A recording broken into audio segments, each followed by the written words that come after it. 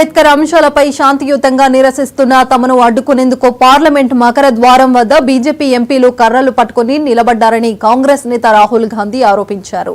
తమను బలవంతంగా అడ్డుకున్నారని తెలిపారు. ఇదంతా బీజేపీ డైవర్షన్ పాలిటిక్స్ లో భాగమన్నారు. అదానిపై చర్చను అడ్డుకోవడమే బీజేపీ వ్యూహమని వ్యాఖ్యానించారు. అంబేద్కర్ జ్ఞాపకాలను తుడిచేయాలన్నదే బీజేపీ ప్లాన్ అన్నారు.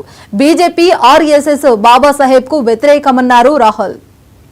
पार्लियामेंट से कुछ दिन पहले अदानी जी का वो यूएस में केस आया और पूरे टाइम बीजेपी ने उस पर डिस्कशन रोकने की कोशिश की और बीजेपी की बेसिक स्ट्रैटेजी थी कि ये अदानी का जो मामला है इसकी कोई चर्चा ना हो, इसका कोई डिस्कशन ना हो, ये दब जाए।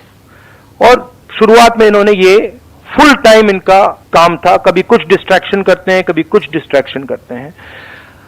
उसके बाद अमित शाह जी का बयान आता है और हम पहले से कह रहे हैं कि जो बीजेपी आरएसएस की सोच है एंटी कॉन्स्टिट्यूशनल सोच है, एंटी अंबेडकर जी की सोच है और जो अंबेडकर जी की मेमोरी है, जो उनका कंट्रीब्यूशन है, उसको ये लोग मिटाना चाहते हैं, खत्म करना चाहते हैं। और डायरेक्टली इनके मंत्री ने, होम मिनिस्टर ने डायरेक्टली सबके सामने जो उनका माइंडसेट है वो सबके सामने उन्होंने दिखा दिया। हमने कहा कि अपॉलॉजी होनी चाहिए और उनको रिजाइन करना चाहिए, नहीं किया। और आज फिर से इन्होंने एक नया डिस्ट्रैक्शन शुरू किया है। हम अंबेडकर जी की स्टैचू से सारे एमपी शांति से पार्लियामेंट हाउस जा रहे थे। पार्लियामेंट हाउस के सीढ़ियों पे बीजेपी के एमपी लकड़ियां लिए हमारे सामने खड़े होते हैं, हमें अंदर नहीं जाने देते हैं और उसके बाद अब ये थोड़ा सा अपना फिर से ये डिस्ट्रैक्शन करने की कोशिश कर रहे हैं।